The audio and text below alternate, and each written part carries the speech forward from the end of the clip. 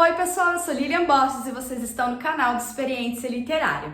Pois bem, esse vídeo de hoje é um pouco diferente dos outros vídeos que eu já fiz por aqui no canal, porque é um compilado de todas as leituras que eu fiz ao longo do mês de fevereiro. Então, se você gostar desse tipo de vídeo, coloca aqui nos comentários para que eu possa trazê-lo mais vezes aqui ao longo dos meses que vão passando, trazendo aí para vocês, mostrando as leituras que eu fiz ao longo de cada mês. Então vamos começar. O primeiro livro que eu li foi Paradigmas do Ensino de Literatura, do Hildo Colson. Eu fiz um vídeo especial sobre esse livro e está aqui no canal, então se você ainda não assistiu, vem aqui no canal e confira esse vídeo. Nesse livro aqui, o Hildo Colson ele faz um percurso mostrando todos os paradigmas de ensino de literatura que existem.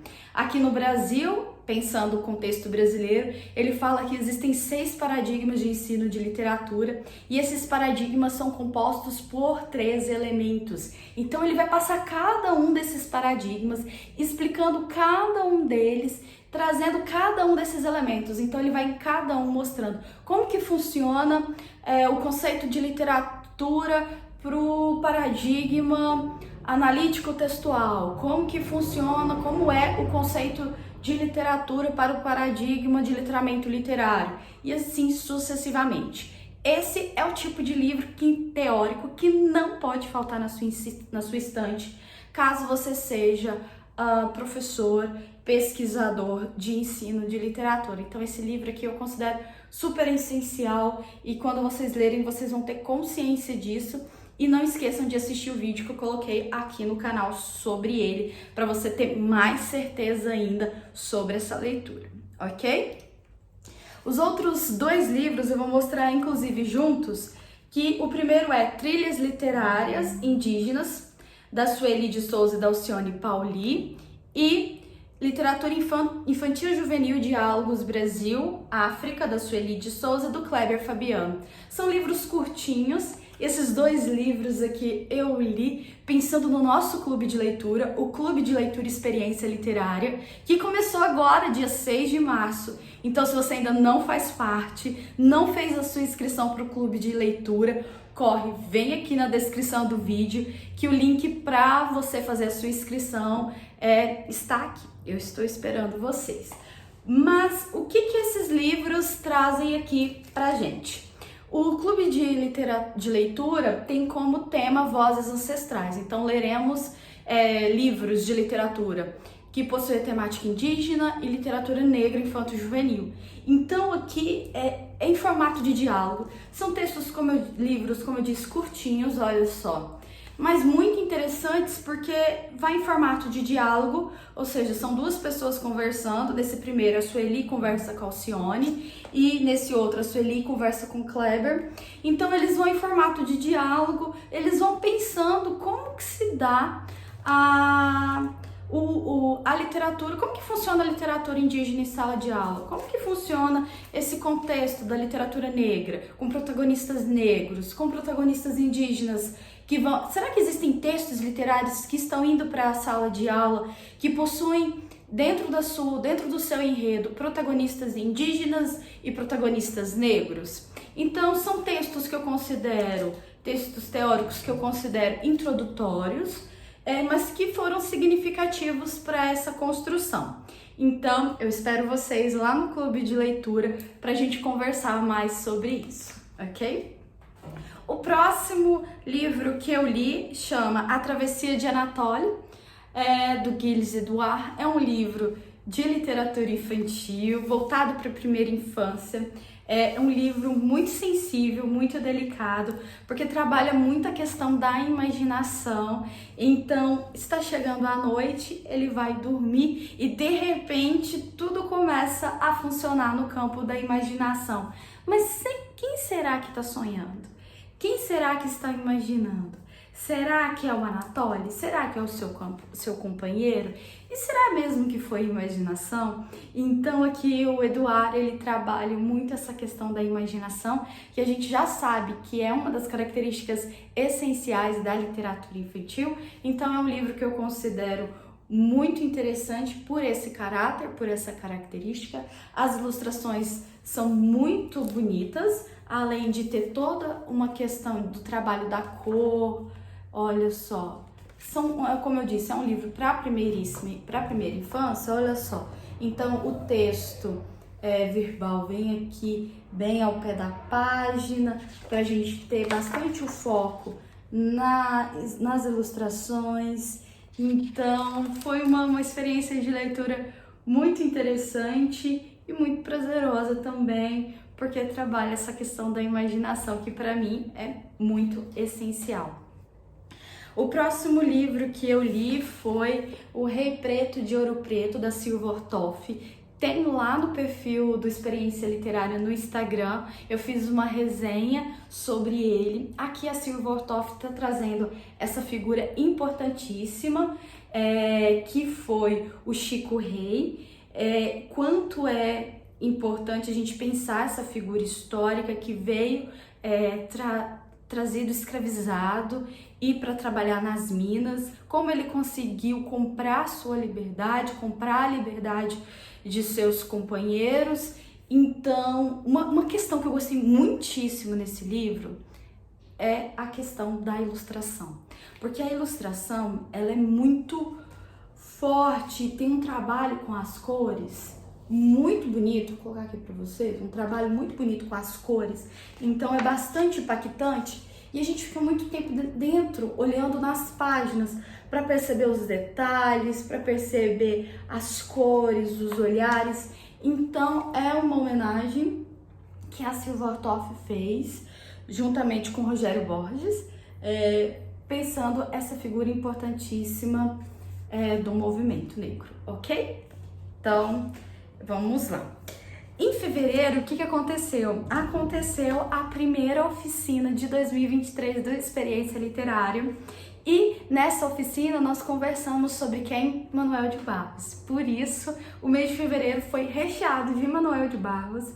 Muitos livros aqui foram releituras, então foi muito bacana. Então eu vou mostrar para vocês todos os livros que eu reli aqui do Manuel de Barros, para vocês. O primeiro foi Gramática Expositiva do Chão, matéria de poesia. Olha essa edição, minha edição é bem antiguinha, olha que linda, eu adoro. Exercícios de Ser Criança, Cantigas por um Passarinho à Toa e Poeminha e Língua de Brincar. Então todos esses livros aqui foram releituras que eu fiz do Manuel de Barros.